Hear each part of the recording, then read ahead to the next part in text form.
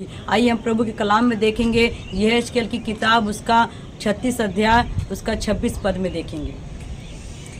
मैं तुमको यहाँ पर परमेश्वर कह रहा है, उन लोगों को कह रहा है जो लोग यहाँ पर परमेश्वर के काम करने के लिए तैयार हो रहे हैं लेकिन वो कर नहीं रहे हैं। परमेश्वर तो तैयार किया है, आप सबको, हमको तैयार किया है कि हम जाएं और काम करें, लेकिन हम कर नहीं रहे हैं। लेकिन प्रभु का वचन क्या कह रहा है? मैं तुमको नया मन दूंगा। आज परमेश्वर कह रहा है कि जो तुम्हारा मन खराब हो गया है, ये मन में असाध्य रोग लग गया है, ये मन पाप से भर गया है, गुनाह से भर गया, बुराई से भर गया है, इस मन में तुम चिंता लेकर घूमते हो, टेंशन लेकर घूमते हो, आज इस मन में तुम्हारे जो बुरे बुरे ख्याल विचार आ गए हैं, आज परमेश्वर कहता है किस तरीके से परमेश्वर कह रहा है कि मैं तुमको नया मन दूंगा। मेरे प्रियो, क्या नया मन किसी दुकान पे मिलता है?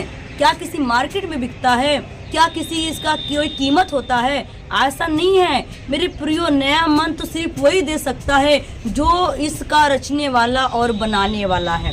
मेरे प्रियो, मन तो परमेश्वर के हाथों में है, क्योंकि मन, बाइबल कहता है कि राजा का मन जिधर चाहता है उधर वो परमेश्वर ही मोड़ता है, हम और आप नहीं मोड़ते। तो जब राजा का मन परमेश्वर मोड़ता है तो हमारा और आपका मन किसके हाथ में है?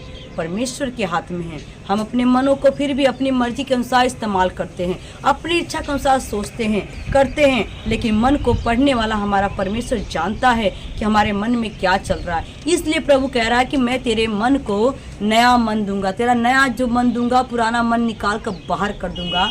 हाँ, और तुम्हारे भीतर नई आत्मा उत्पन्न करूंगा। नया आत्मा भी उत्पन्न करूंगा। पहले तुम्हें नया मन दूंगा, क्योंकि सब कुछ तो मन से आता। आपका मन किया तो बाइबल पढ़ लिया, मन किया तो प्रार्थना कर लिया, मन किया तो गीत गा लिया, मन किया तो चर्च चले गए, मन किया तो खाना खा लिया, मन किया तो सो लिए। हर इंसान आज मन के चलाए चलता है। बहुत कम लोग हैं जो परमेश्वर की विधि या परमेश्वर के अनुसार चलते हैं। हर इंसान अपने मन का मालिक है, हर इंसान अपनी मन मर्जी करता है, क्योंकि उनका मन उनके वश में नहीं है। जैसा उसे पसंद आता वैसा वो करता है। इसलिए बाइबल कहता है कि मैं तुम्हें एक नया मन दूंगा। वह मन दूंगा कि जो तेरा मन है वो अच्छे कामों में लीन रहेगा। तू हमेशा निरंतर परमेश्वर के कामों में, भले कामों में, नेक कामों में सोचेगा। और जो तेरा मन हमेशा इधर उधर दौड़ता है कि मेरा मन डोले, मेरा तन डोले, आज यही होता है, इंसान का मन भी डोलता, तन भी डोलता है और वो सही कार्य नहीं कर रहा। तो उस कार्य को सही करने के लिए नया मन परमेश्वर आपको देने के लिए तैयार है और एक नया हृदय भी दे रहा है। ये प्रभु का अनुग्रह देखिए कितना बड़ा हमारे और आपके ऊपर हुआ है कि नया हृदय आपको मिल रहा है।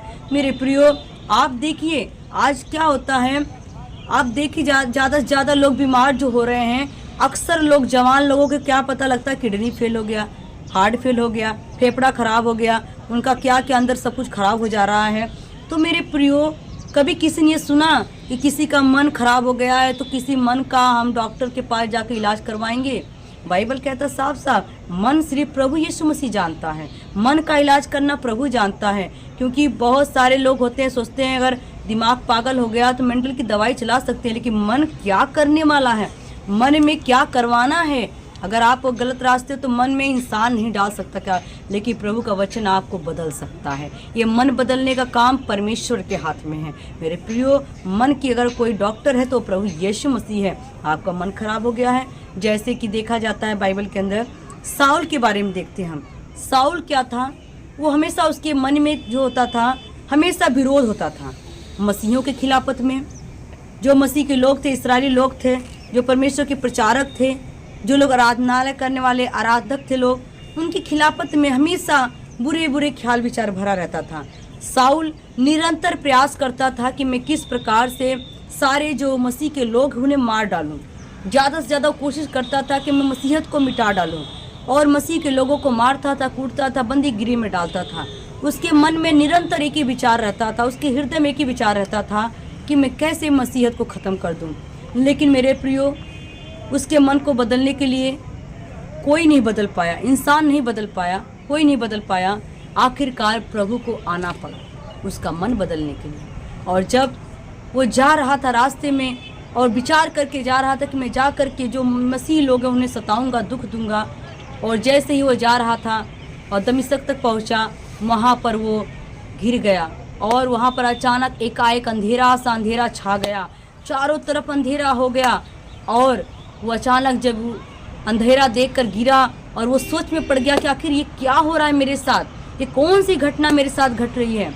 तो मेरे प्रियो, उस समय वो सोच में पड़ गया और आवाज़ आई कि हे साउल, तू मुझे क्यों सताता है, हे साउल तू मुझे क्यों सताता है। साउल सोच में पड़ गया, आखिर ये आवाज़ किसकी है, अंधेरे जगह है और मैं गिर गया, इस तरह मौसम चेंज ऑटोमेटिक बदल गया, तो आखिर कारण क्या है। जैसा आज अभी आप लोग देख रहे हो है दिन, और दिन का अभी हमारा समय कोई ज़्यादा नहीं हुआ है, अभी 4 और 5 के बीच में हम लोग हैं, 5 बज रहा है, लेकिन दिन लग रहा कि रात हो गया है।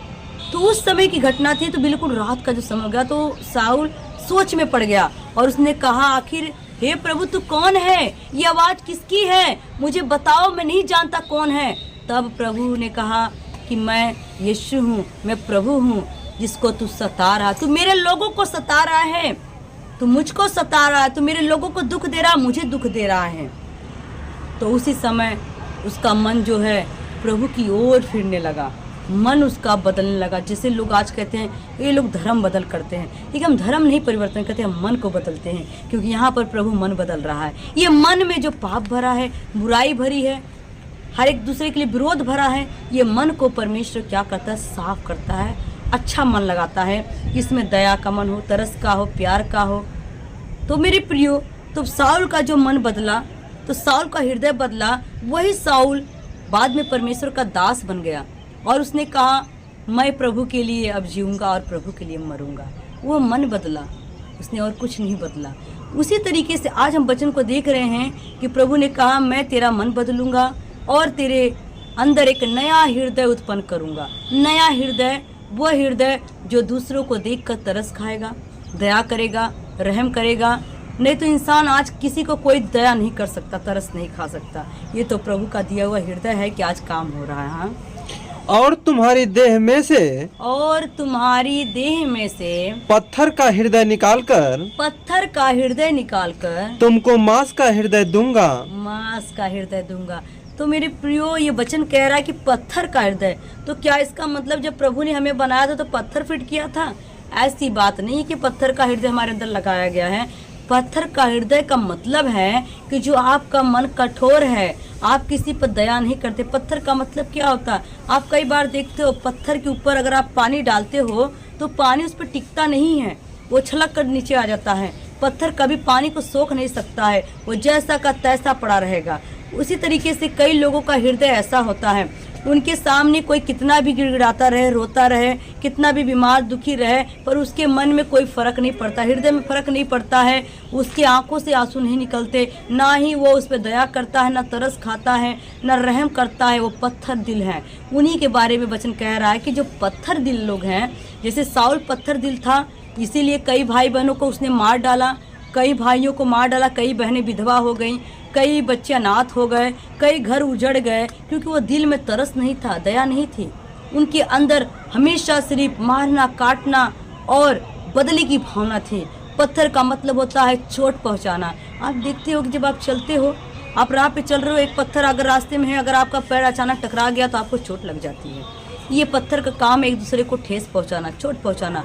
तो परमेश्वर कहता है कि मैं जो पत्थर तुम्हारे अंदर दिल बना हुआ है, जो किसी पर दया नहीं करता, तरस नहीं खाता और दूसरों को चोट पहुंचाता है, मैं उस पत्थर को निकाल कर बाहर फेंक दूंगा।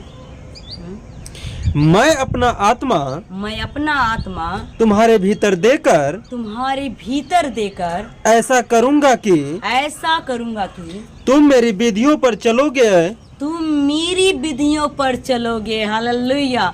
यहाँ पर प्रभु कहता पत्थर का दिल निकाल कर बाहर फेंकूंगा, मांस का दिल लगा दूंगा, मांस का दिल लगाऊंगा। मांस का दिल समझते मेरे प्रियो, अगर आपके मांस में कोई एक सुई चुभोता है तो दर्द होता है, आपको अगर चिमटी लेता है तो दर्द होता है, अगर उसमें कोई भी चीज लगे तो दर्द होता है, वो मांस का दिल होता है। ये मांस का दिल, अगर कोई हमारे सामने रोता है तो हम लोग भी रोने लगते हैं, अगर कोई हमारे सामने दुखी बीमार लाचार होता है तो हम लोग भी उसके साथ दुखी होते हैं, शोक मनाते हैं। अगर कोई गरीब दुखी मिलता है तो हमारे दिल में तरस आता है और उसके साथ हम उसके दुख में दुख बांटते हैं। ये पत्थर दिल लोगों का काम नहीं हो सकता। पत्थर दिल लोग हैं, चलो छोड़ो, जाने दो, कोई बात नहीं है, रोता रोने दो, हमें इससे क्या लेना देना है, हमारा क्या, हमारा तो सब कुछ सही चल रहा है, इसका बिगड़ा पूरा। लेकिन प्रभु कहता मांस का दिल दूंगा जिसमें तुम अपने लिए नहीं बल्कि दूसरों के लिए जीना सीख जाओगे।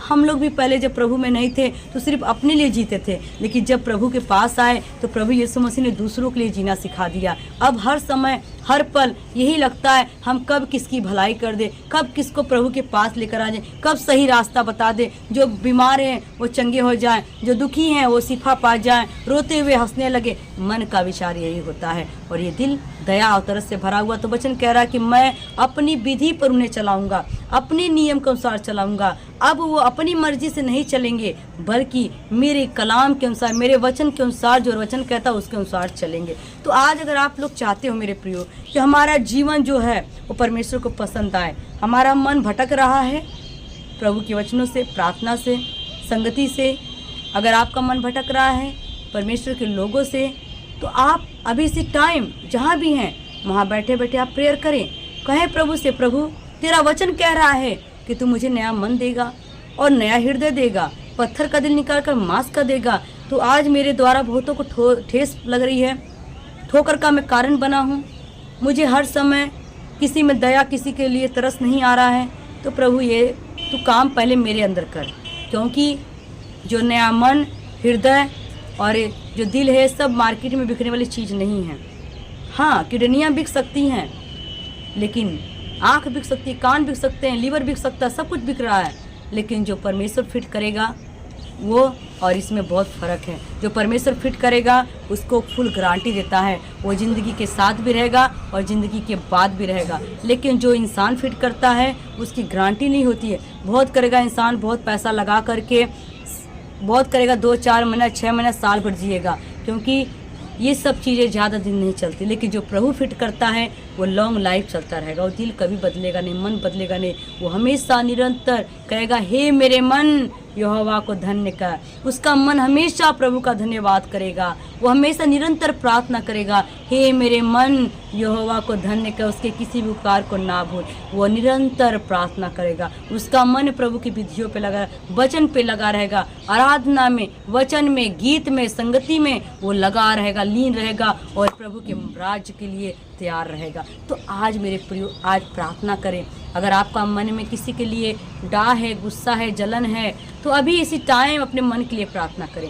अगर आपके हृदय में कोई तकलीफ हो रही है, हृदय में आपके शांति नहीं आ रहा है, तो अपने हृदय के लिए प्रार्थना करें। अगर आपका दिल पत्थर का हो गया है, दया नहीं आ रही, तरस नहीं आ रहा किसी के प्रति, अब इसी टाइम अपने दिल पर दायां हाथ रख के मेरे प्रियो और प्रार्थना करें, प्रभु आपको भी बदलने जा रहा है।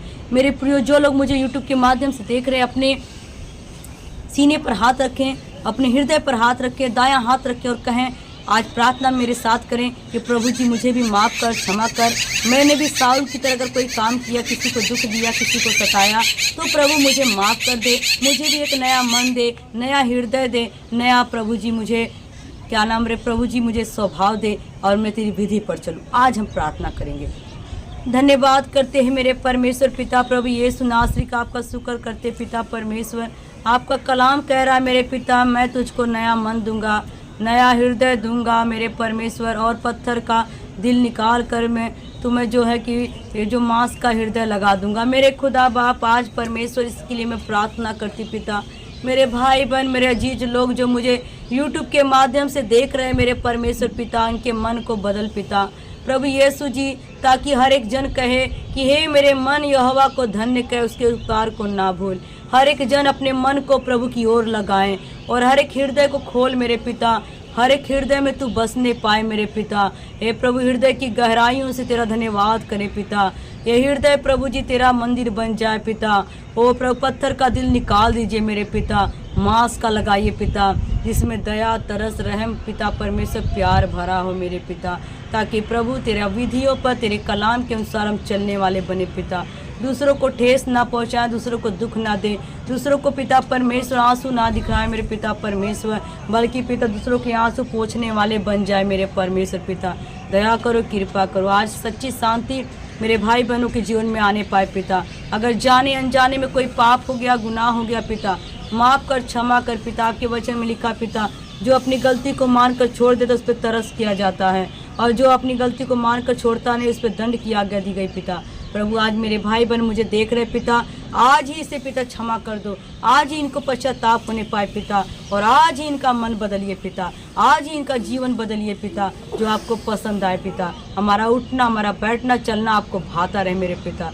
दया करो, कृपा करो, यीशु नाम जलाल पर, प्रभु यीशु मसीह के नाम से मांग लेते, आमीन। आप सभी को जय मसीह की